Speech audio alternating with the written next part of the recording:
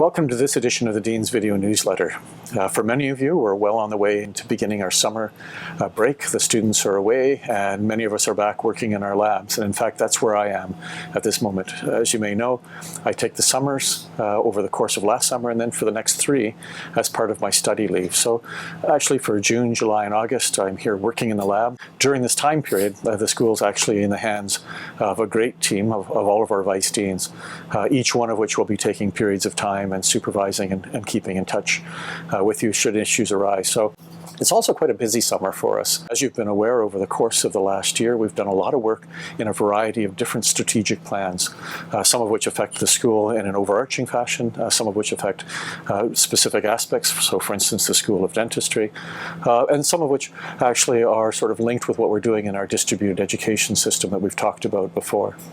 With respect to the school strategic plan, many of you participated in this over the course of the last year, and in essence this was a refresh of our 10-year strategic plan, looking at our specific objectives. Have we attained them? If we haven't attained them, are there areas where we missed specific things, or has the milieu in which we work changed sufficiently that we needed to change our focus a bit?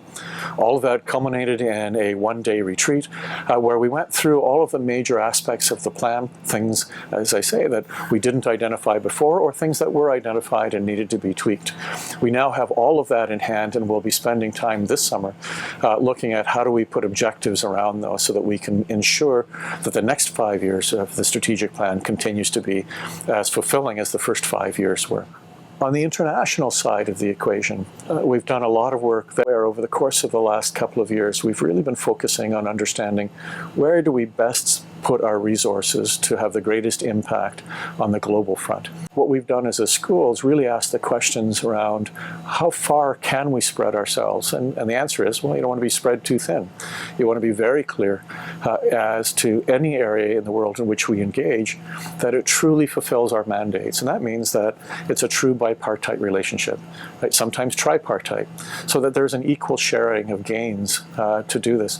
No schools that we're looking at are interested in us simply coming and saying, well, we'd like you to take more and more of our students or our researchers or our funding, without there being, yes, but how does it help develop our programs?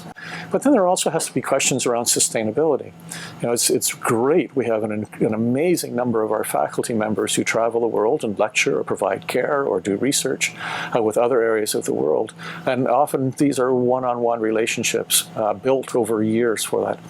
Well, that's not necessarily a long-term sustainable relationship. We need to ask the question, as a school, if we're going to develop a long-standing relationship, it has to withstand a change in leadership. It has to withstand changes in funding. And that really means that there's really only 4 or 5 areas in the world where we can develop that sort of a strong linkage and build on it. So in China, for instance, our relationship to Chengdu and Nanjing is incredibly strong and building.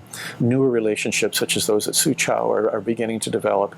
And that's really on the very basic side of our research programs in there.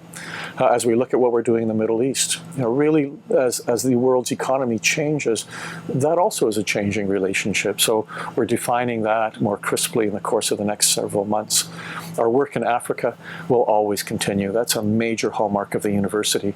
And clearly we're major partners in that, whether it be everything from looking at HIV through to education, through to fetal maternal, such as the work that Dave Chicado's just been funded through, or Arlene McDougall's work looking at how do we help deal with psychiatric illnesses in developing countries.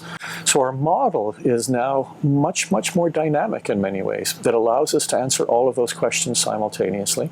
And only when we can answer them all in a very positive manner and say this is something that as a school we need to be doing, that it benefits not only us but our partners and their university, then we move forward on it. So I'll see you again come September. In the meantime, enjoy your summer. For academics in the crowd, I know that this is a great time to get a lot of work done. But for all of us, this is also a time to recharge, take a little bit of a break, get away and do things with your families, and enjoy that. I look forward to seeing you again in September. So take care.